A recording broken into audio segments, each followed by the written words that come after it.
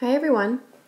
So by the time that you watch this video, you'll have test number 1 behind you. So I hope it went well. And we're continuing this week with chapter 3. Last week we looked at the beginning of exponential functions. So we're going to continue.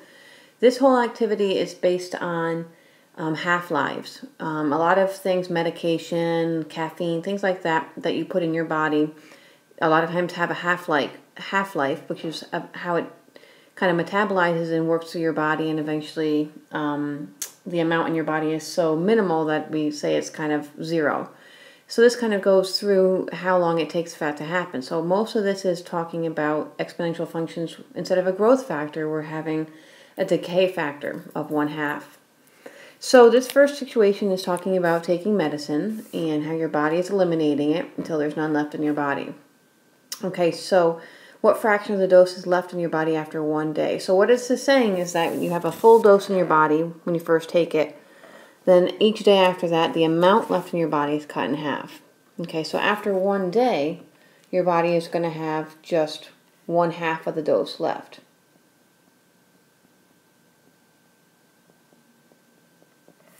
Whatever you put in, you'll have after 1 day, you'll have half of it left. So then what about after 2 days? Well, then I'm taking half of what was in there. So I'm really taking a half of a half. So I have 1/4 left. Okay, so you can kind of see that the biggest jump is from the first day to the second day, because half of the dose left your body. Then 1/4 of the dose, okay? Then 1/8 of the dose, and you're going to see from this table what's left each time. So after 1 day, we just said was 1/2 is left. 2 days was 1/4. Okay, so each time I'm just timesing by a half, so then I get 1/8. So this is all what's left in our body. Okay, so you can see it's the quickest decrease is between 0 and 1 days, and then it just each time it keeps just cutting in half and cutting in half. This comes up in a little bit, but just kind of think about every time I take a half of it, it's getting smaller and smaller and smaller and very, very close to 0. But is it really, can I even take a half of something that's not 0 and ever get a 0? So that will come up in a little bit. Okay, so what we want to do, this is exactly what we did with the last activity, is start looking at this as a power so we can kind of write a function for this. Okay, so if you look at this one right here, after 1 day, we got 1/2, so that was like writing 1/2 to the 1, and this was 1/2 to the 2. I should actually just write this over here, how they're doing it. And up there to get that 1/8, we really took 1/2 and we cubed it. And the 1/4, we really took 1/2 and we raised to the 4th. And keep in mind that this one right here, anything to the 0 power, so anything to the 0 power is 1. Okay, and you're going to also notice that when we graph it, that's going to be our y-intercept. So it's really going to be the starting dose, the 1 full dose that we have in our body at the beginning. Okay, so what we want to do is really write an equation, just like you did before. So write an equation for Q. Okay, they're calling Q what the fraction is left in your body, so I'm going to call it Q of t. Okay, so just like before, we have this one's going to be at what we call a decay factor. It's not growing, but it's decaying by a power of 1/2 raised to the t. Okay. We'll start talking about in the next activity, putting something in front of that 1/2 if the y-intercept is not always 1. Okay, but this one works out. If I plug in a t of 0, I get a 1 out, which is exactly what we want, because the 0 days, the first day you start, you have 1 full dose in your body. Okay, so what's the practical domain? Well, this depends. I mean, for this particular situation, it definitely is going to start at 0. And then we would have to kind of see when is there so small amount of your body in your body that we say it's 0. So we would say maybe 10 days, 12 days. Okay, so there's just written out, and then we could write it as an inequality as well if we wanted to. Not everyone has to have the same answer for that. We kind of determine on when there's so little left in our body that we say it's close to nothing. Okay, so let's see what we're going to do. Get a picture of it. So I actually already had just gotten my graph right. I haven't done the full graph. So you might want to stop the video and just get your axis set up so that you can get a nice graph. Okay, so after 0 days, there's a full dose. Okay, so this is not like in weight or milligrams or anything. That's just fraction of the dose. After 1 day, then it cuts down to half. So look at how fast it drops there. And then it kind of slows down. 2 days, there is 1/4 left. 3 days, there's 1/8 left. Okay, 4 days, there's 1. So it's almost like the opposite of the last activity we did with the paying. That one increased a little bit slowly at the beginning and then zipped up. Whereas this one's the opposite, okay? Decreases fast and then starts to slow down, okay? In the next page, we'll look at it as a full function, not just these few points. Okay, so right now, this one is defined as a discrete or continuous. You know, there's no holes or breaks in this domain. I could draw this whole function and connect these all. So we would say that this is continuous. I could use this function to figure out, you know, how much I have in my body after a half a day, after 2.5 days. Everything works in there. Okay, so I can use anything. Okay, so now we're starting to look at, now we're calling this one, okay, before we had a growth factor, here we have a decay factor. Okay, so this one is decreasing. Okay, so how do I know? How do I know when it's a growth factor or decay factor? And it all goes on how big is that b. Okay, so in this case, b is between 0 and 1, which so it means I'm multiplying by something less than 1 each time, and then it makes it go down. Whereas the last problem we looked at last week, we were multiplying each time by 2, so it was growing. Okay, so we're going to look at this now, a complete table. So the table we made before was really just for that medicine problem. We did not put any negatives in. It didn't make sense to, because that would be number of days that go on. So now we're going to plug this into, we're going to just see what it looks like overall, okay, not necessarily over just that practical domain. So I'm going to come over here just to make sure everyone remembers. If I took 1/2 and I had to raise it to the -3, so that's what I'm trying to do in that first one. Raising from this to -3 is taking the reciprocal out, so it's really 2/1 to the 3rd. Okay, so I really come out to have an 8 there.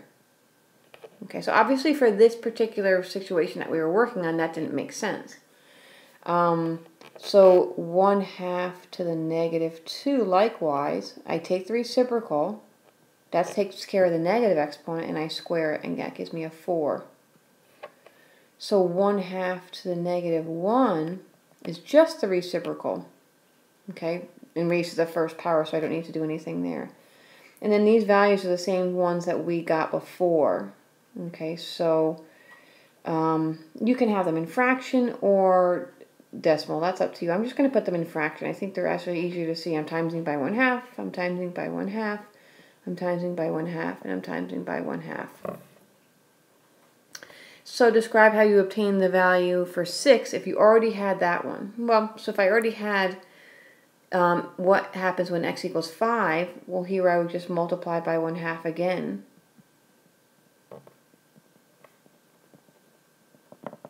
So when x equals 6, the output is 1/64. Okay. If I didn't already have that output for x equals 5, well, then I would just do 1/2 to the 6th, and I would get the same thing. Not just what we had for the other one. Okay, so I'm going to do my scale a little bit differently just because we're going to look at a little bit more of it. So I'm going to count, whoops. I'll still just count by ones, but I'm not going to spread out as much as I did before. 6, 8, and then I'm going to do -2. Okay, so I'm actually just going to do a little quick sketch of this. And let's go all the way up to 8 for here. So let's count 2, 4, whoops. Yeah, 6, 2, 4, 6. That's kind of up there is my 8. Okay. So when x was -3, y was 8, so I'm up here.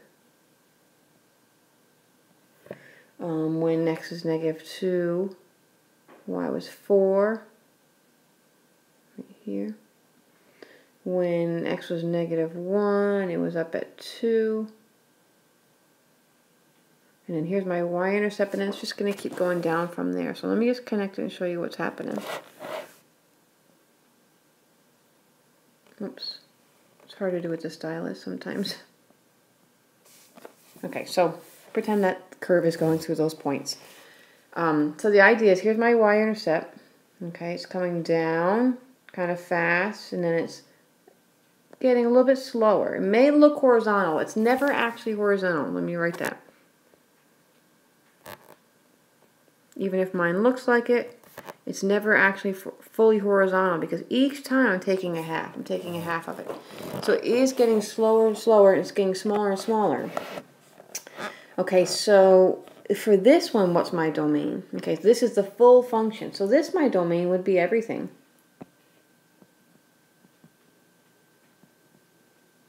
But what would be the range? Let's look at the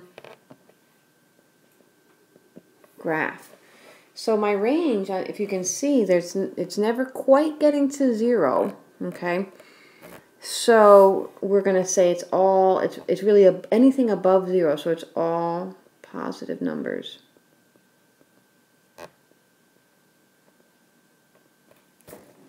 Okay. So we already said what the vertical intercept, the y-intercept was 0, 1. And this one, okay, this one being a decay factor, is always going to be decreasing. The amount, if we were looking at that medicine one, the fraction of medicine in our body is always going to be decreasing in this. Okay, so here again we talk about the definition on, if you look at that form of the equation, it looks just like what we had before, that y equals b to the x. Again, eventually we're going to have something in front of that b, and we'll see that in the next activity. But if b is between 0 and 1, okay, then we say that this is a decay factor. We wouldn't look at b being 1, because that would then not do anything to the number, because we'd be raising to the first power.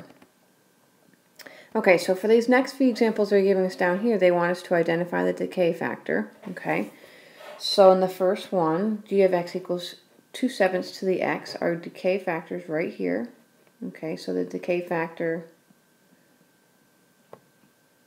is 2/7. So that would mean in this case, each time we would multiply the previous one by 2/7. This one, our decay factor, again, 0.98 to the x. So that one wouldn't decrease as fast, because if it's a 0.98, then it's very much staying close to the previous value, because I'm almost multiplying it by 1, just not quite. So this would go a lot slower.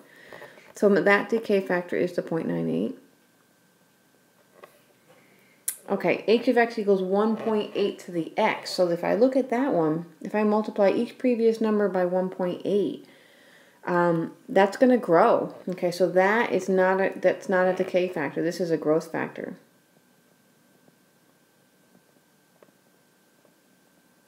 Of 1.8. And then here's a little trick question. Y equals 0.8x. Okay, so that one, it's not an exponential function. This is a linear function. So that would just be a straight line. This would be an increase of 0.8 for every x, but not timesing by 0.8 each time. So that's different. Okay.